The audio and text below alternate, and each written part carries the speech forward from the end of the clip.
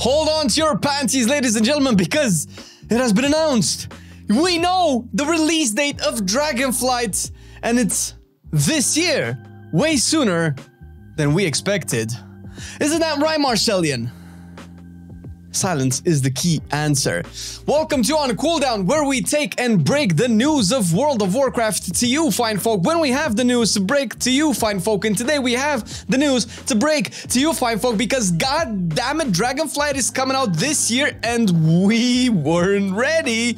So let's actually talk a little bit about it. But before we actually go into the news for today, make sure you check our twitch.com/MarcelianOnline, where we stream World of Warcraft. Anything from keys and raids to playing any spec in the game, by the way, that's pretty cool.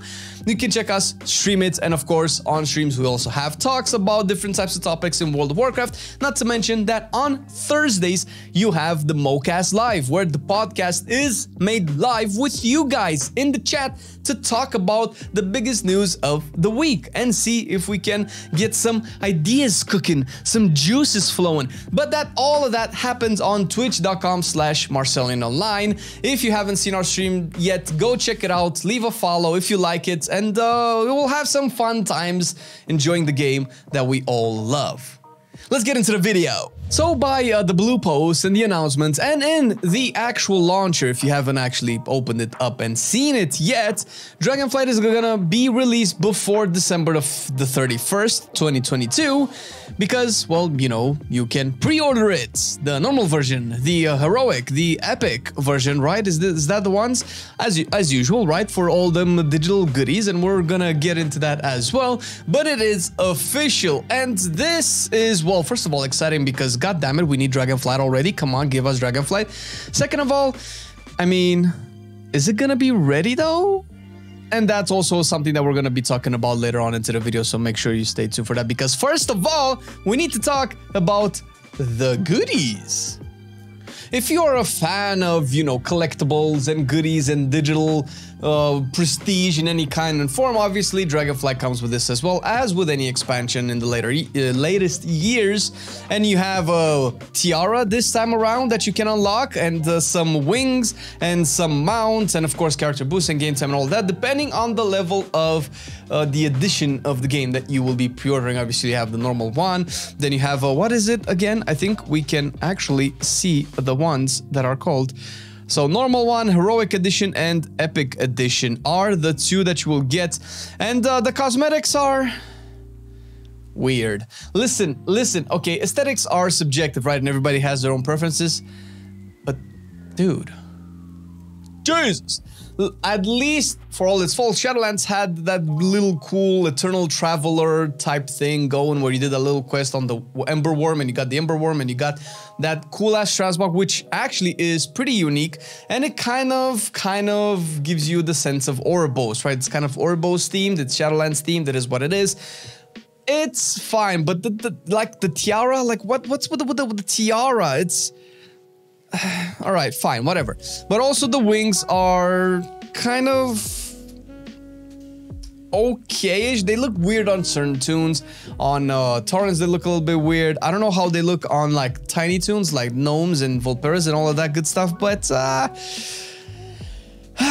right, well, it just goes to show that we will need transmog armor sets to go with these wings, because just looking at some of them, obviously the pixel density is a lot higher than a lot of the armors, especially since the only dragon-themed cosmetics that we have, correct me if I'm wrong, are from Cataclysm, right? The dragon-themed expansion that we had prior to this one.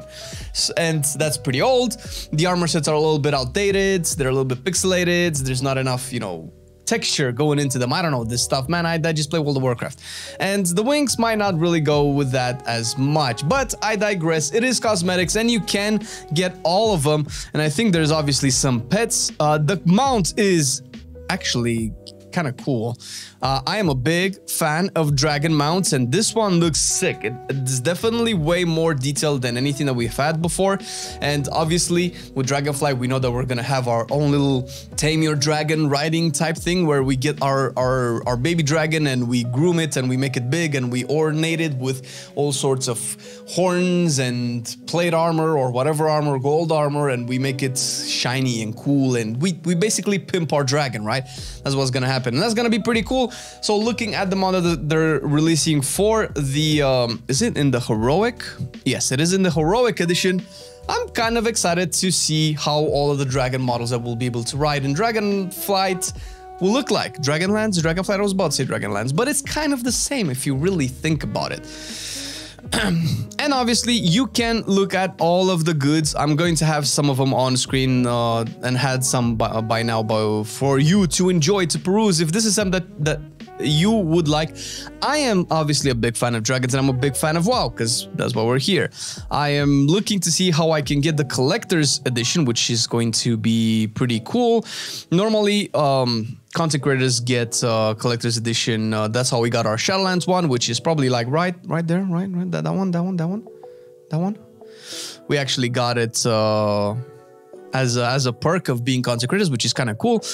But this is looking pretty good. So once again, from the base edition contents, you get obviously the Dragonflight expansions and the Drax pets, which is that little dragon Lord Ember Worm thing. I don't know what they're called. The heroic edition will come obviously with these two. You will have the Murak Straza pet, the Tangled Dreamweaver mount, which you've seen so far, and a level 60 character boost, which I think is kind of normal for heroic editions. And you get, of course, the Drax pet, like I mentioned before. The epic one, I usually go with the epic one. I mean, if I'm going to enjoy the expansion, I'm going to dive deep into it. I might as well get the goodies. I like goodies, man. I like goodies. So basically pretty much everything that's in the heroic edition. You get Wings the Awakening, that's where you have those little cosmetic wings. The Diadem of the Spellkeeper. Hey, if you like it, you like it, you just get it. And the Time Walking Hearthstone effect, Time Walker's Hearthstone effect. It's I think some of the Shadowlands one are cooler. The animation that we're seeing is fairly simplistic. I mean, maybe that's cool, but come on, man. We got the Eternal Hearthstone or whatever it's called from the Shadowlands one, which was really cool. It kind of like dissolves you bit by bit, and then you go off. Well, actually, the character model pops back on screen because renders, but I digress. You also get 30-day game time with the Epic Edition, which, I mean, if you're the kind of person that buys Epic Edition, very likely you will have an ongoing subscription. That's 30-day game time. Might not be that. I don't know if the 30-day game time adds to your account, or is like a code that you redeem. Most likely adds to your account, I would imagine, because all of this is like digital as well. So that's going to be pretty cool. Now, I think they've announced some issues with the collector's edition, because obviously it might not come in time, or it might apply differently. Let's see. Where did they put? There you go. Right, so from the original post, in case anybody has concerns about the collector's edition, which obviously you can also read for yourself, quoting Blizzard, we've seen a number of questions from players regarding the physical collector's edition, which recently went on sale, and how they might be able to use the game code as a part of their purchase. As there is no digital delivery of the code ahead of receipt of the physical box, there are two scenarios in play. Players who aren't concerned about getting access to any advanced content on their digital items ahead of the receipt of their collector's edition box can wait for it to be delivered to their shipping address. Once received, the game code can be found in the box and can be applied to the account they would like to upgrade to the Epic Edition of Dragonflight, because that comes with the Collector's Edition. For those who would like to enjoy any advanced content on their digital items before they receive the physical Collector's Edition, they can purchase one of the digital options available and purchase it from the store, and upgrade their accounts to Dragonflight immediately. After the Collector Editions is received, the code received in the box can be applied to the account they would like to upgrade to the Collector's to the Epic Edition of Dragonflight, and doing so will result in an automatic credit of Battle.net balance to the associated account in the amount of the cost of the original digital purchase. So what that means, essentially, if you want all the goodies, and the collector's edition box might come a little bit later than the release of the expansion, which is not out of the ordinary, considering the most likely amount of people that want the collector's edition. I am one of those people as well. You can actually buy the digital version of Dragonflight and get all the goodies, and once you add the code, once the box comes, the collector's edition, and you add the code in, your account will be refunded that, but obviously not in real money, it's Battle.net balance. I mean, if you're gonna pay the collector's edition, likely you're probably gonna pay some cosmetics, or you can use that Battle.net balance to buy game tokens, get some golds, which is not something that we endorse, but something that you can do. You have an option for it. You can buy a Stormon or whatever. You'll not get those money back into your actual account as a refund, but they will be refunded nonetheless in Battle.net balance, which I guess it's okay. And it's good that they let you know ahead of time, like 6 months ahead of time, so you know, no further concerns can be addressed, and they're clarified right away. And this is pretty much what we know so far about what's been announced by Dragonflight. I expect a lot more news to come in the coming weeks, and this is a nice segue to go into the worrisome parts of the release, if we can call them that, because if you have listened to our podcasts and to our videos and anything concerning Dragonflight, we pretty much stated that it's highly unlikely that it will be done this year. Now, obviously, there are people who are saying that, oh, maybe they've been sacking Shadowlands for a longer time and the expansion is way more underway than we are led to believe, so there's more of it finished than we know of, which to some extent I doubt, because if there was, we might have seen a little bit more at the announcement. And there's one important quote.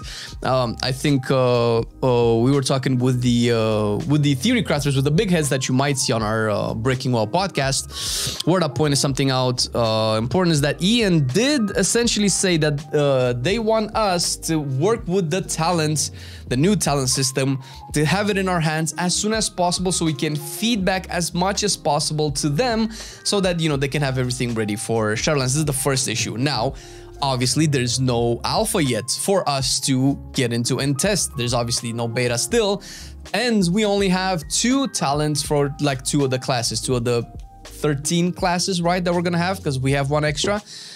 And the feedback to those 2 is pretty massive. And if you have watched our talents breakdown podcast, which you should, in our MoCast episode, you will probably realize that those classes are maybe some of the easier ones to devise talents for, where you have classes like Warlocks, Hunters, and Mages. There are 3 DPS specs, Rogues as well, where you really have to make sure that the talents are designed and balanced well around all of the 3 specs, so, you know, one doesn't overtake the other by a large margin. That is the first issue. We only have 2. We actually haven't tested them at all. We only know the tooltips of. Alpha's not on the way, so I don't know how we're going to get the other 11 in our hands quick enough to be able to feedback them, so that the devs can have time to implement them before the release. Because you have to take in mind that if the release is, let's say, 31st of December, that's the latest that it will ever be, if they're keeping to the schedule, which they kind of should, because they associated digital purchases to it. And I know that there is a specific law that states that if you design and if you show up, if you put up a digital purchase of a game, it cannot... The game cannot be delayed longer than the digital purchase date has been announced, or longer than a year, right? Than the year of that digital purchase, right? Because I know there was the issue with Warcraft Reforged, where they've announced a digital purchase to be released in year X. I don't remember what year it was released, and the game was released a year later, so they had to do a lot of refunds and all that kind of stuff. So likely they will keep to the release date in 2022, unless some unforeseen circumstance happen. Now, this is the first issue. The second issue is Season 4, because prior to all of this, if you have listened to the blue, if you've read the blue post, if you have listened to the dev Q&As and all of that stuff, the Season 4 is supposed to test out new things to have in the future WoW. Obviously, Dragonflight as well, because otherwise that would be silly. Season 4 as in, you know, faded raids, multiple raids, all the dungeons coming back because Mythic Plus in Dragonflight will be on a cycle of dungeons like we have in Season 4, right? Where the cycle changes. We've never had a cycle of dungeons before, but now we will. And Season 4 is supposed to test that with the community and, of course, the new loot system with the faded raids as well. And that is very interesting. That's very cool, but they're supposed to take the feedback out of Season 4 and put it into Dragonflight. Now, Season 4 likely is going to come at the earliest next month. I would expect it so, considering the release date. If it's later than next month, I'm extremely worried. Let's say it comes next month. To practically test fully a season, it takes a couple of months for that season to be tested, and there's only a couple of months left until the expansion will be released. So when will they have time to implement that feedback as well? So all of these kind of compound some worries that we have in the community for the expansion being released a little bit too soon, and I was like 90+% sure that it's going to be released in March of 2023. Marcelian thinks February, but looks like both of us were wrong, and not only by a little bit, by a couple of months actually. So that is actually what we're looking for. So because of all of this, I expect the expansion to be a lot more completed than it has been announced. I expect Season 4 to release as soon as possible because they cannot release Season 4 and Alpha access to Dragonflight at the same time because it's gonna be silly. Like, what are we gonna play, right? We need to be able to feedback both. Likely, Season 4 is gonna come sooner than the Alpha for Dragonflight because we've seen all the raid nerfs, which kind of are indicative of, you know, getting Season 4 a little bit quicker. And a month after, we're gonna have at least beta access, right? So I would say beta by the end of the summer, right? And that gives us 3 months of beta testing. Like, I don't know, man. I'm just saying it's kind of not enough. We've had shorter betas in BFA, and look where that led us to. We had listened to feedback from the beta of Shadowlands, and look where that led to. So I am justifiably a little bit worried.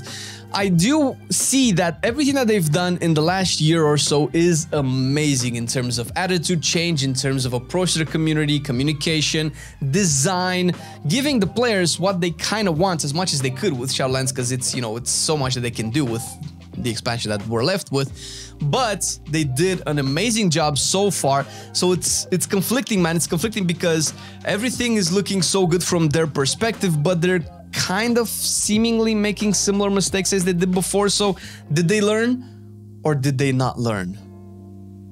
That is important. And what else is important is our patrons who are supporting our channel. Thank you very much, dear patrons. You are making a lot of this content possible since YouTube is a little bit screechy lately, and we really appreciate your support. It actually goes a long way into us making this content possible. And if you, dear viewer, like this video and you want to see more of this on top of the class guides and TLFs and opinion pieces and mocast highlights and streams as well, like I mentioned before, please check our Patreon page below. There are a couple of tiers that you might find enjoyable. Maybe there's something there for you, and you will be supporting our content, which we do from the bottom of our hearts. Thank you very much for watching the video. See you next time. I've been loving it then, I still love it now. Still, I play WoW. Still, I play WoW. Getting better every day, let me show you how. Cause still, I play WoW. Still, I play WoW. It's getting harder to stay, but at the end of the day, it's a guilty pleasure, so just log in and play. Whether it's classic or retail, I'ma do a /bow. Still, I play WoW.